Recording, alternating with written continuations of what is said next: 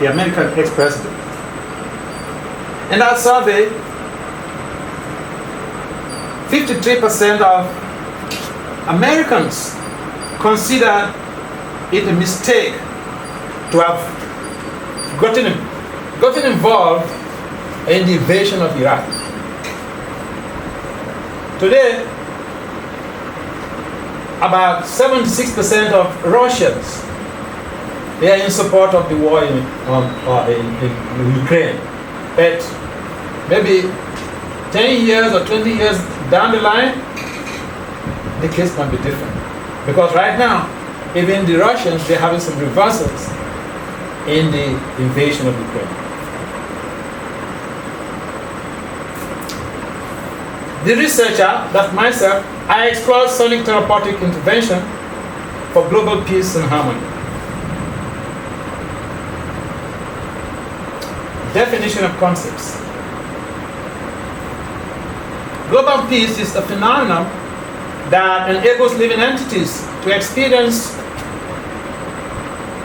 intrinsic or endogenous and exogenous tranquil states or tranquility from within and from without. What this basically implies is that for us to have a global setting where there is peace, we also have to have individually, we have to have peace. We can't give what we don't have. And for us to even champion or initiate global peace causes, we need to be peaceful ourselves. If we are not peaceful, I mean, it's like someone who wants to give charity. He has to have sufficient to be able to fend for himself and his family. So if he doesn't have the funds to be able to take care of himself, it's difficult to get out of his comfort zone to go and embark on charity.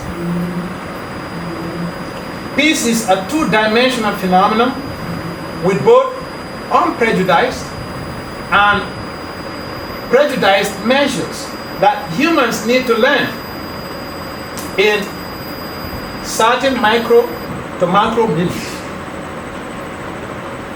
Sonic therapeutic intervention involves recapitulatory self-administration of specific transcendental sound vibrations that facilitate a positive change.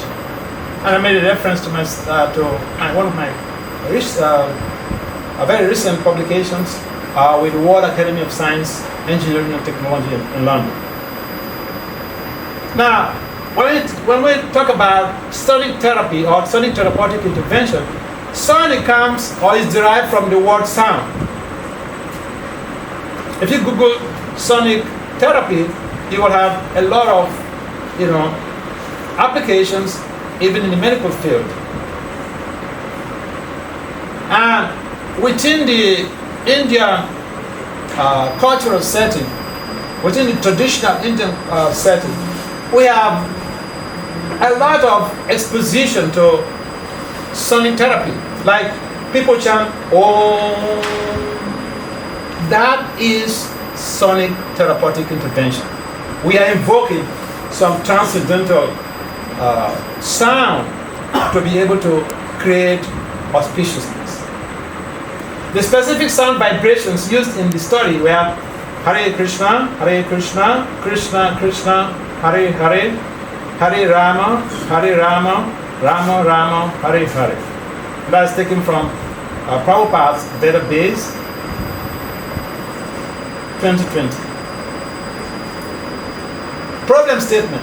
When you're conducting a research, at least as a management scientist, when we conduct a research, the first question that comes to mind is, what is the problem you're trying to solve? Okay. Then it makes sense for us to reflect and think back how to utilize what the sages of India have provided for us to be able to create a positive revolution in the lives of people even yet to be born. And therefore the leaders of society, and leaders of society just doesn't mean Prime Minister Modi. Every one of us here is a leader.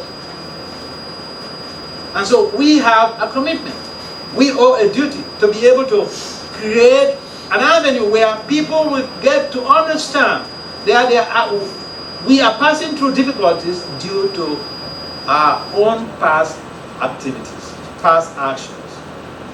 And so we have to see how we can tap into these ancient technologies provided for humankind, but they are right there in your own country. Right there.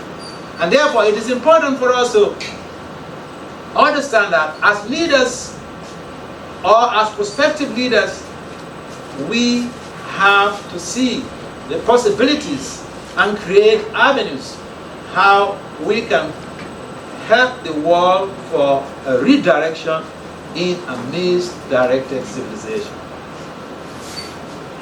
Anyone can just engage in sonic therapeutic intervention. You don't need to pay. It's cost effective. And you can chant any names of any transcendental names. However, what we use in this very research is the Hare Krishna mantra. The general theory of crime stipulates that all crime and antisocial behavior are due to low self-control.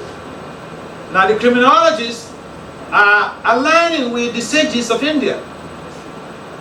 What do the sages of India tell us? Vachu vegam, manasa krodha vegam, jiva vegam, udara pasta vegam, etam vegam yo visahita dhira, sarvam abhimam, pritibim sachishya. If we can just control the urge to speak hogwash, to speak nonsense, we can control the urge to cause someone some pain by our words. If we can control our anger, if we can control our mind, if we can control the urges of the belly, the urges of the genitals, and these are the binding forces to repeated suffering in this very world.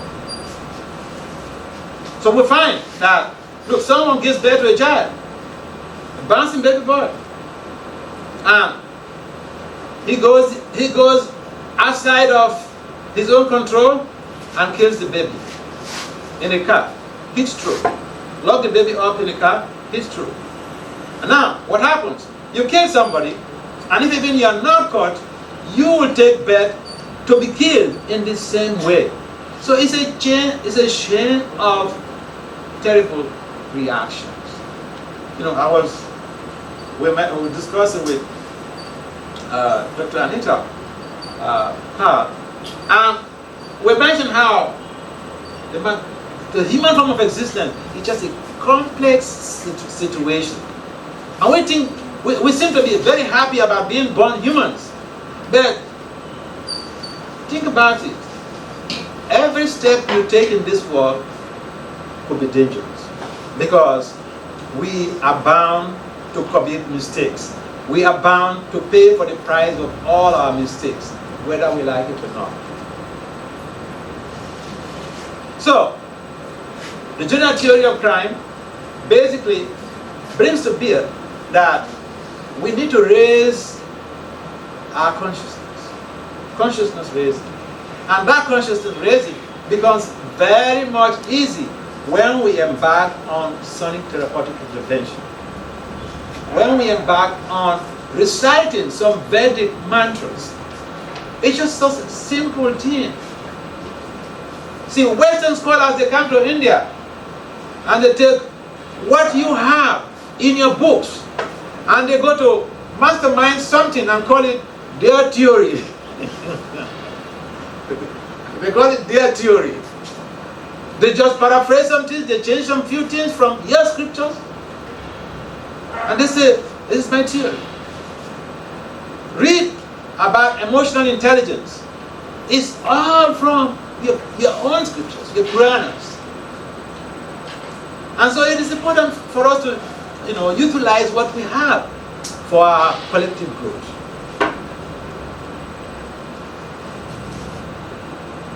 Global research has, global research on peace and harmony has in most cases been on quantitative research. Now keep in mind, research methodologies, we have three major research methodologies. We have the mixed methods, we have the quantitative methods, and we have the qualitative method. Now, research on global peace has mainly been on quantitative measures. And for us to be able to embark on a research study, we have to find a gap in the literature. So here, I'm generating the gap that the research, yes, there have been research studies on global peace and harmony, but in most of these studies, it's been on quantitative research. Therefore, this hermeneutic, phenomenological, qualitative study fills the gap in the literature.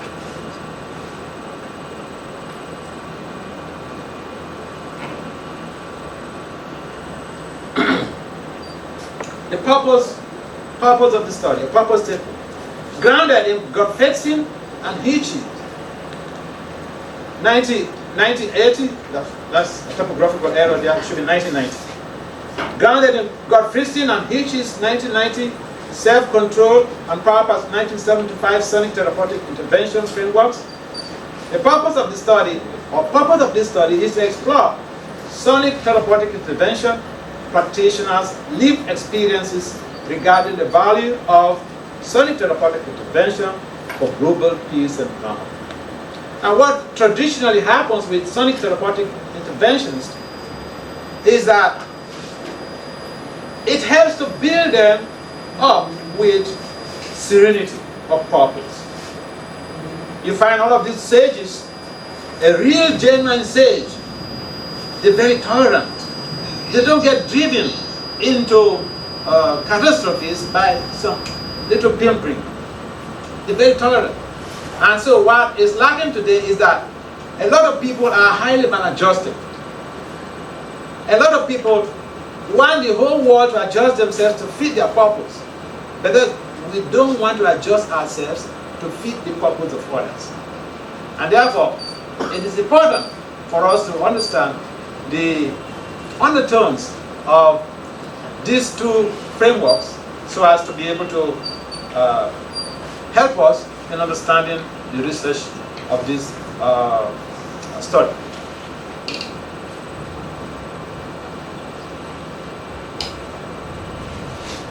Research question. When you have to conduct a research, the question is, what is the basis of your research? What is the foundational question that you are investigating? So, in this very study, the research question is, what are the lived experiences of sonic therapeutic intervention practitioners regarding the value of sonic therapeutic intervention for global peace and harmony? This forms the foundation of the whole research. You may have interview questions that align with this or that follow up with this, and then you have also sub questions that basically sub research questions that follow up with this.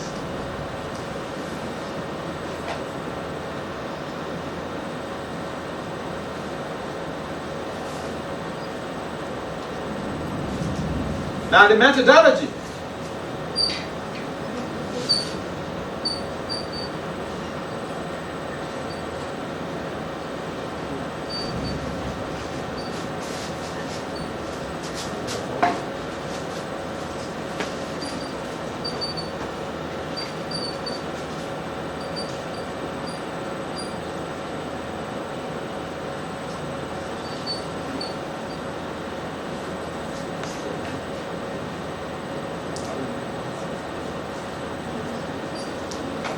So the method and design of the research.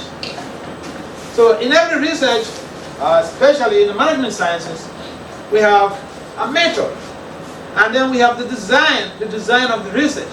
So the method that was used in this very research is a qualitative method. Like I mentioned, we have the qualitative, quantitative, and mixed methods, which is a combination of qualitative and quantitative methods.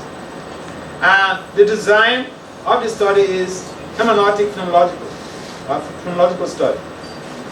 The key words are compassion for self and others, divine love, high self-control, peace of mind. I think a number of people will agree with me that majority of people on this planet, we need peace of mind to be able to make a difference. We need also compassion for ourselves and for others to be able to make a difference. We need also divine love to be able to invoke the mercy of divinity in our midst or in our families. Because when we talk about even global conflicts, we can't preclude the family from global conflicts. Because the family is a microcosm of the global village. And so what we experience in the world or in the global setting is just a reflection of what is happening in different families. There's a lot of conflict that is going on in different families. And peace of mind. We all need peace of mind to be able to grow, to be able to go about with our activities. Data collection and analysis. I utilized semi-structured interviews from a snowball purposeful sample of 8 participants and document review to be able to facilitate data collection. Now, where do I get my resources in terms of literature review? Because we need literature, we need some information from the literature to be able to use that in triangulating with the results of the study to be able to make a definite account of what is obtainable in the field. So the resources that we used were from a business source, Complete through Premium, EBSCO, Elsevier, Emerald, Google Scholar, ProQuest, PubMed, Science Direct, and Toria database. The data was analyzed thematically. There are several ways to analyze data, but this very research, we analyze the data thematically. Interview results were triangulated with document review for the purpose of content validity. The results.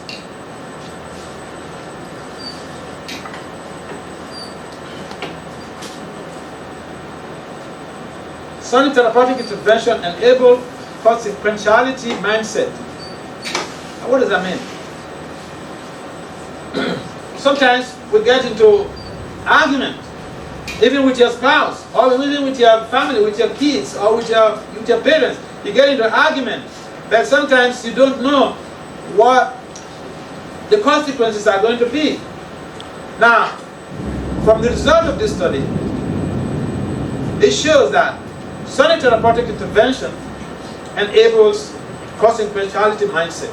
In other words, it enables us to become aware that what the energy we put in the same opposite direction, we get the same result. That means whatever we do, we have to face the consequences. And second, high self-control. Like we mentioned about the causes of crime and antisocial behavior, causes of wars, because the leaders, they don't have high self-control. Little thing, just a little thing triggers an argument, and it triggers someone pronouncing, "Oh, we're coming to share you." But you know what? They don't really go to the war front. Putin never went to the war front. George W. Bush never went to the war front. In fact, something funny happened. George W. Bush, under his administration, America invaded Iraq for no justifiable reason. And now that Putin is waging war against Ukraine, he came up one day in an interview said, blaming Putin, but he did the same thing. He did exactly the same thing. And then he made a mistake. He was referring to Iraq instead of referring to Putin and Ukraine. So people, journalists, they made fun of him that he got. Peace of mind. When I conducted the research and in my interaction with the participants, we realized that this sonic therapeutic intervention, this chanting of the Krishna mantra, helps these people to be able to have a peace of mind. And we do understand that this is a world that is full of disturbance or disturbances, and if some source or some avenue created to enable peace of mind, why not? We don't pay any price, so why not? Post-conventional consciousness. Post-conventional consciousness means we are at a stage, or we have a stage of consciousness where we know this, I cannot do this because there's a consequence for this, and no, I will not do it. Now the opposite is the case. We know if I take this away, I'm being monitored, and police will come after me. And I don't mind anyway. I do it. I do it, and I get apprehended. I get prosecuted, and I get jailed. Now the opposite is that I know this is not good for me. No, I will not do it. That is post-conventional consciousness. And a number of people, they do things they don't like and regret afterwards. So why not try this? Self-awareness. Self-awareness is one of the components of emotional intelligence. There are different types of intelligences. Cultural intelligence, and women are supposedly having more social intelligence than men. And so if you're a man, if you're a man of 25 years, for instance, a girl of 17 years can play on intelligence. Play you around. Because women have more social intelligence than men. You could Google this, you could check it out. So, self-awareness, basically, the self is understood to be different from the body. At the same time, the self, the understanding of self in a mode of passion means the whole body. In the mode of goodness, the self is different from the physical body. So self-awareness implies that you understand you are a spirit soul. Like what the Bhagavad Gita says, Mama Evan so Jiva Loke Jiva Bhukta Sanatana. And so it is important for us to tap into these ancient scriptures. See, I have the degrees that everyone else has. I have the PhD in management science that everyone else has. But I tap into your own tradition, your own knowledge base. And I remember going to one conference. I made a presentation. So the organization, they selected my paper for publication in the journal. And so the secretary of that organization, scholarly organization, he told me, "Dad, we wanted to publish in our journal." I said, "Excuse me, sir, why me? There are so many other professors here." That time I was younger, like 20 years ago. So he said, No. What these other professors say, we know. What you say, we don't know.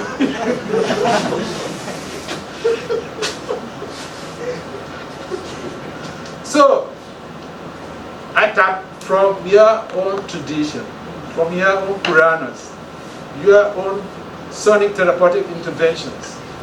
So why don't you avail yourself of this very rich culture and supplement your life, supplement your studies, supplement your social culture with all of the richness that you find in the Vedic tradition.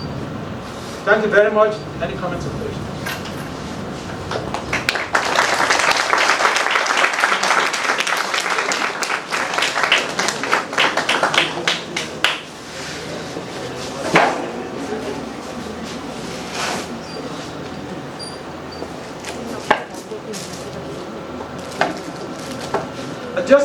Just a minute, I'm sorry. There is a part that I left over. Now, when we have a research conducted,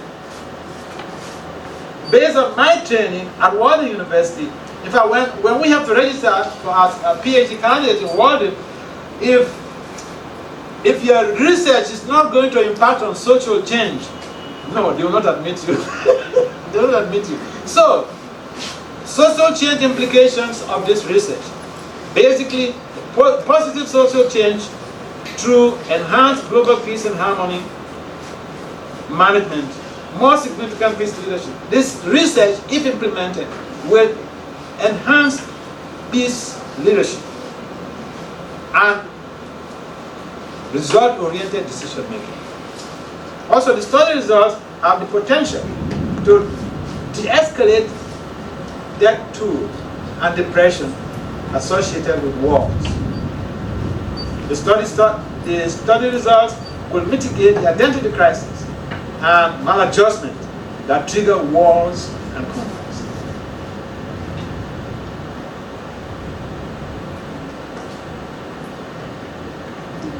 So the last page I have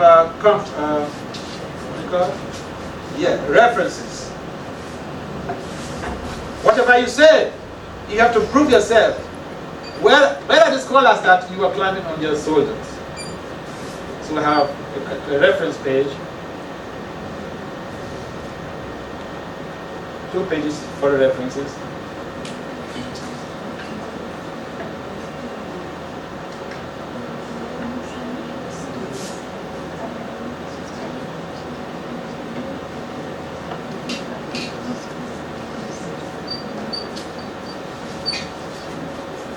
Yeah, questions, comments? Thank you.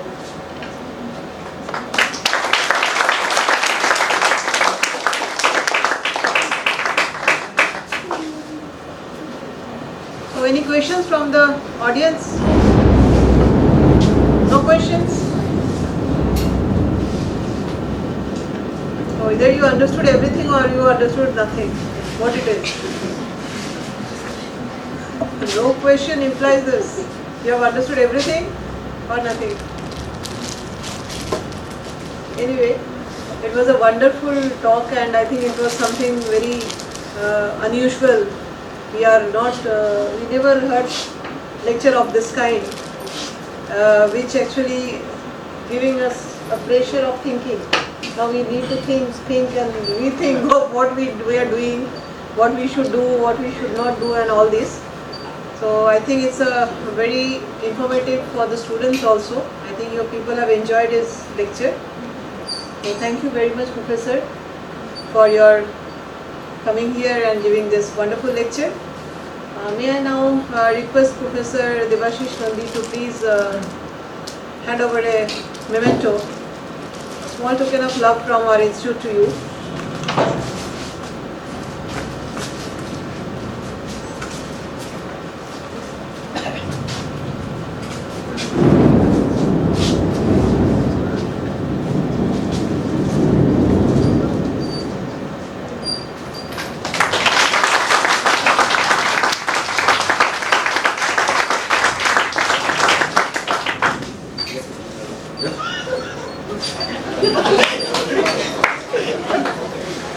Thank you all. Thank you. So there is little snacks outside. Please have it.